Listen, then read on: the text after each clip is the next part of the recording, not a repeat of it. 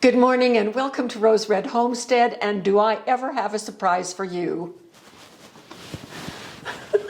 What is it, Sister Brilliant? This is my crazy sister, Camille. I am the firstborn and she is the secondborn of 9 children. So we grew up at the top of the family. Oh, we are still at the top.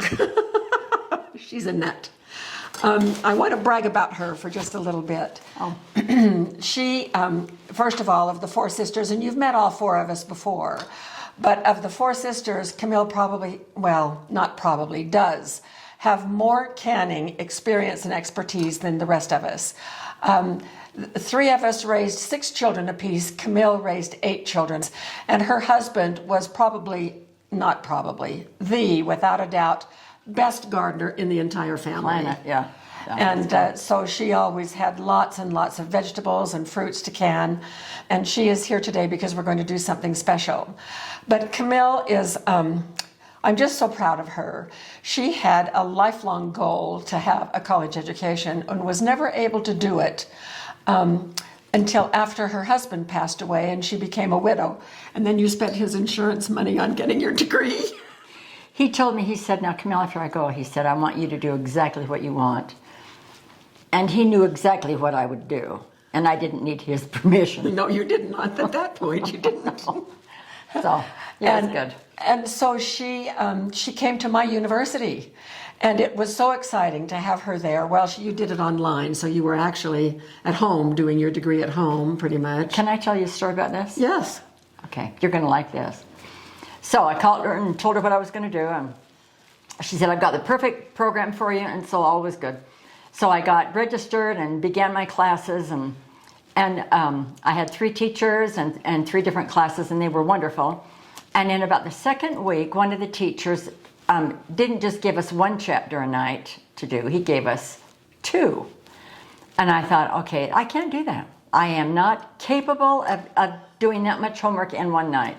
And so I called her and I complained. I said, Pam, what am I supposed to do? I can't do 2 chapters and write a review about it and do the homework that came with it. And the phone was silent. And I thought, oh, she's going to let me have it. And she did. She said, Camille, you've gone back to school to get an education. You will have a great education sticking with this program. She said, and if you think you're only going to have 1 teacher that's going to dump on you, you're wrong. She said, it's up to you. You can just drop out if you want, or you can just buck up and follow through and do it. And that's what I did. And she did, and she became a fabulous student. It took 2 years to go through your program. It was, 2-year program, and it was good. And just a little over a year ago, she and her daughter, both, walked across the stage to receive their bachelor's degree. Now, most of the time, with my job at the university, I would already have been sitting on the stage and had planned to step forward. I had talked to the president and I was going to hand them their diplomas. And it was going to be such a touching moment, but then my son got in the way. He ruined everything. He did. He ruined everything because he graduated with his doctorate on the very same day, at the very same time, 200 miles away. So I was at my son's graduation and could not hand the diploma to Camille, but Camille had the distinction of being the oldest graduate in that class. You had to say that? Oh, no, I'm deflated. No. It's an honor. It was so encouraging to people to have someone in their 70s get a degree. Again, twice? They know I'm 79 and you're second born, so they can probably extrapolate. I'm 32. 39 and Jack Benny. Camille now lives in Las Vegas, and which is about 3 hours away from where we are. And we talked on the phone the other day, and she told me about her latest canning adventure, and I could not believe it. She canned pears. I have not canned pears for years, right. 50 years, yeah. Because I hate it so bad, because getting the peels off. So go ahead and tell them what you told me. Okay. And then show and tell. Okay. When summer would come, I just, my summer was taken. I knew exactly what I was going to do. And I would try to do 100 quarts of every fruit, of every vegetable that came from the garden or the trees. And it was a lot of work. But I didn't do pears very often because, you know, juice runs down your arms. It's all over the table. It's all over the floor. Everything's a sticky mess. And so I stopped pears probably 40 years ago. Did you? But yet I just love them. I did too. And so I was in the store and saw these pretty pears, and I thought, you know, I'm just going to try to bottle a batch, leaving the skins on. And they are yummy. You eat the skin as if it's part of the pear. And this red one is called a Star Crimson. And look how pretty these are. Look how beautiful. And they turned out so great anyway. And I can't taste the difference between these crimsons and these Bartletts. But it's easier to see the skin on in the yellow one than it is with the crimsons. The skin is on these too. But the flavor is there, the texture is there, and that's what I told Pam. I said, she invited me to spend the weekend with her. I said, should we do a project? And she said, well, what about the pears? So here we are. That's right, and she found the pears at Winco for 88 cents a pound. unbelievable. Isn't that something? Pears are over $2, $2.50 a pound they here. are. Yeah. And they were in the other stores, but at Winco it had that. I walked in at the right minute. And so on her way up yesterday, she stopped and got us enough. Now we're going to do an experiment today because I haven't done pears either. And the USDA calls for peeling pears. And you know me and following the USDA guidelines. And so this is a step away from the USDA guidelines, but that's the only step away we're going to take.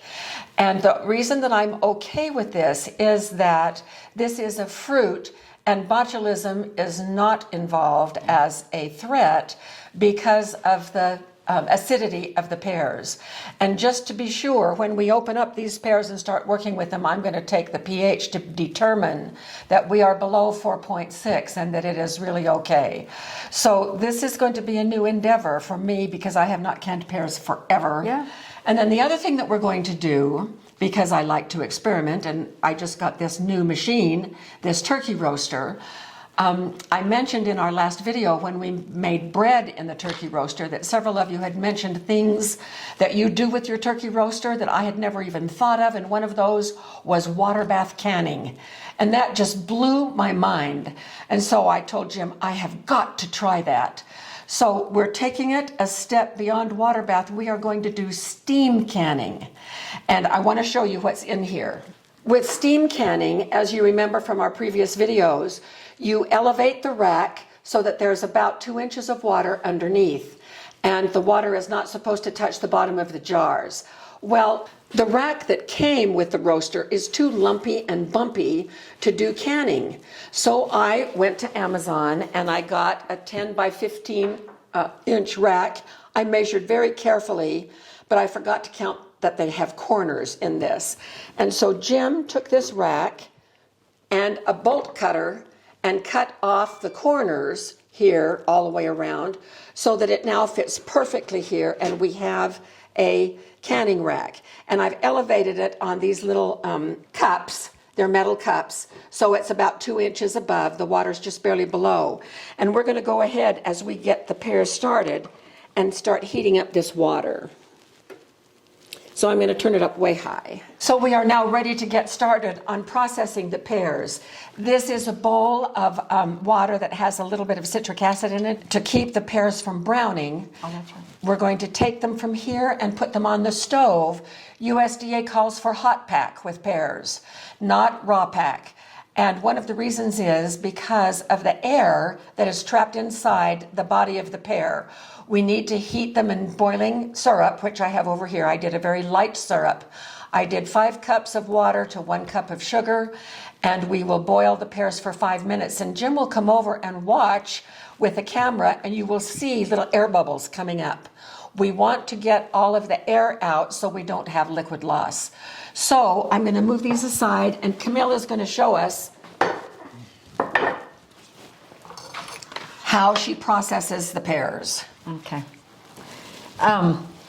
This goes pretty quickly depending on how firm the fruit is. Pam has removed the tag, slice it down the middle. Handy dandy little strawberry tomato center thing. And do you want to do that? No, go ahead. Okay. So I'll push it down so you can see it. And this pear is firm.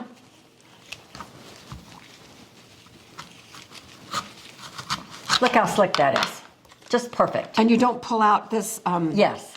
okay. If you want to. If I cut them one more time, Okay. so I can do that and pull the stem out and then get this off. Okay, so like this. Oh, I forgot to take this out. So this out. Oh my gosh. Isn't that slick? It's so slick. So this is ready.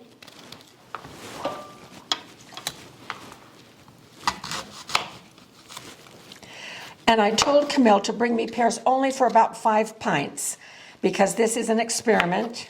Okay, first thing we do is cut it in half and then we take out the core.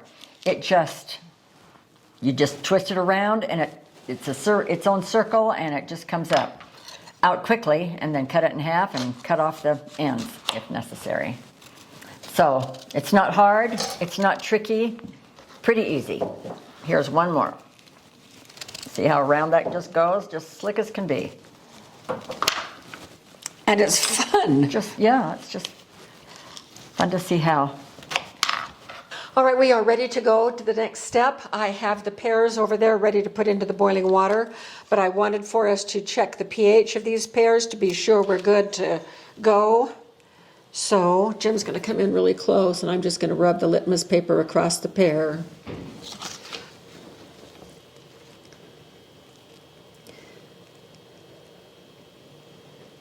All right, that is a 3. We are below 4.6. We are good to go. We're setting up a little assembly line like we used to do at home when we canned with Mother. I'm going to be manning the 5-minute boil of the pears. Then I will drain them really quickly and bring them over to Camille, who will then load the jars. Once we get the jars loaded, we will use this syrup that I've been using to boil and fill the jars and get them in the roaster. So here we go. Jim's going to come over and we're going to take a look to see if we can see any air boiling up. Little teeny tiny bubbles just coming up. Can you see those? Maybe if I turn this light on. Once in a while. There's some right there, some right here. Little tiny, just streaming out of the pears. Okay, there we go. That isn't from boiling, it's just from the air. It's from the heat expelling the air from the body of the pears. Okay, there we go. A few here and there. Yeah. So we're going to let this boil for 5 minutes, and then we'll proceed to get them in the jars. Load in the jars. So it looks to me like you're liking to put the skins on the outside, is that right? Do you have a preference? No, it's just with the white pears, it was just pretty to see them. I see, okay. But that was all. That was all. We are having concerns about the turkey roaster. We think that it is boiling as much as it's going to boil. Take a look. Not only is that not a good enough boil to do regular water bath canning, it certainly is not generating the steam needed for steam canning. And it's been going for half an hour. So perhaps those of you that did water bath canning in your turkey roaster have a different brand than I do, but I won't trust it with just that little bit of a boil. So we have, I've unplugged it, and I have my regular steam canner heating up so that we'll be able to put the pears in there in just a few minutes. So as you can see, we have cleared the deck. The turkey roaster is now out of the picture, and we have made another adjustment. Since we're not using the turkey roaster, which would have confined us to doing only pints, we're now filling quarts because we had a little bit more than we expected that we would have. So Camille is taking the ones out of the pint jars, filling quart jars, and we're thinking we're going to have 4 or 5 quarts of pears, and I'm so excited. So we're just almost ready to get them in the canner as soon as this last batch finishes its pre-boiling. 1/2-inch headspace from USDA. Jim, you want to show the book? So USDA does say 1/2-inch headspace. So when we put the syrup in just a minute, we'll remember that we just need to leave 1/2-inch headspace. Filling up the last jar. Often I'm using 2 canners when I bottle, and so I have a notebook, and I use 2 different pieces of paper and put it right next to the counter up where it's cooking. And I'll say right side come out at 1:15, and then I'll put another paper on the left side to explain that, and just to keep track of timing. That's so important. Well, 5 quarts of pears, that's really great. Anything's great. I'm going to run out of syrup. Yep, you are. Okay. Now, those are already used lids. You're just putting that there to keep it warm. Yes.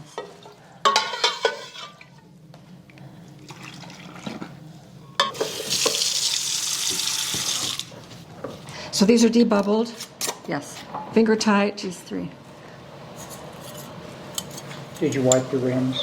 Yes, she did. Okay. And I'm going to go ahead and get these in the canner.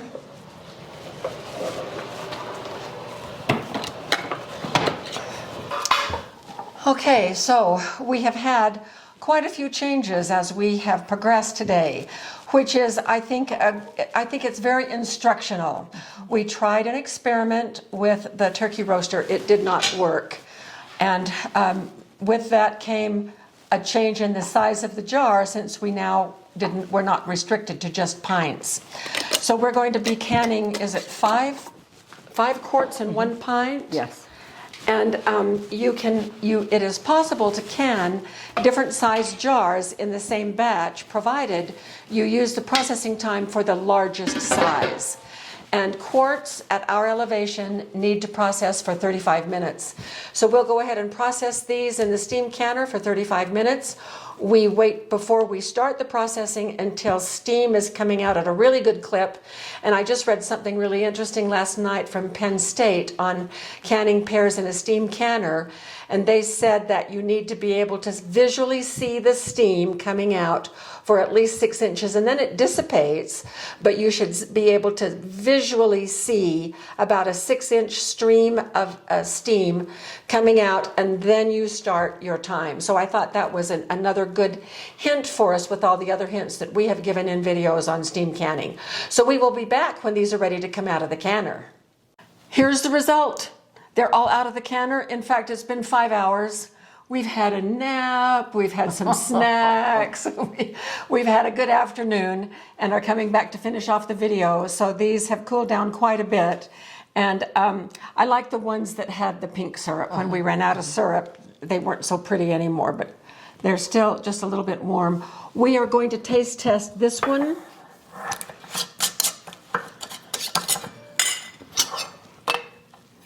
Oh, I see. Well, that is pretty slick. So we have 1 bowl, 2 spoons.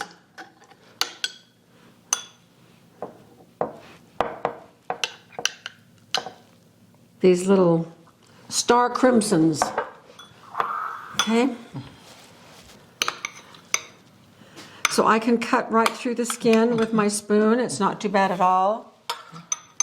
We didn't try a little juice. I have to have juice. Are we good? They're very good. Are they sweet enough? Yes, and I like a light sweet. I like a light syrup. Okay. The information I read on these Star Crimson said they were naturally quite sweet. So, what do you think? It's great. You don't pay attention to the skin on there. I don't at all. It just blends right in with the rest of the pear. That's okay. They'll be better when they're chilled. But yes, I think the syrup is great as well. So the skins might be paper thin? Well, they're there. Yeah. Oh, I think it turned out just great. I do want to take the pH. Oh, yep.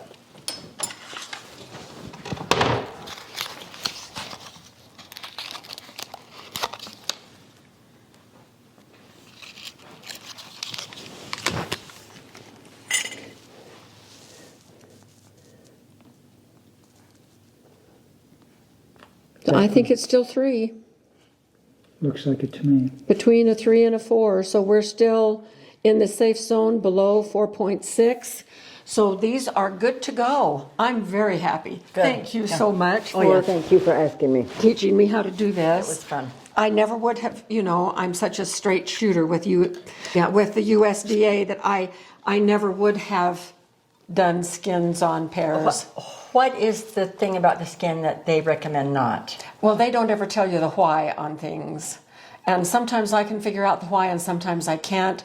I think probably it was because that was the way that they came up with their tested recipe, and it would have to do with heat transfer. It is probably more difficult for the heat to transfer through the skin than when there's no skin. But we got good transfer, and the pH is good, and we're good to go. Yeah, this is just... And these will last for years on your shelf, unless, of course, you eat them all in the first year. Which probably is going to happen with those pears. For years I did purple grape juice. And after we did it, and I tried to hide it away, I told my kids, you cannot touch this before Christmas. And after Christmas, they were gone in a week. Oh. Some things are so yummy. Well, I'm so glad you came up. This I has am been too. a fun weekend. And next time Winco has a deal on something, give me a call and Off I go. Off you go. Come right up here and we'll just have more fun together. Okay. Okay. Sounds good. And thank you for being with us as well. This is a success and has been a lot of fun for us. And we will see you next time with another video.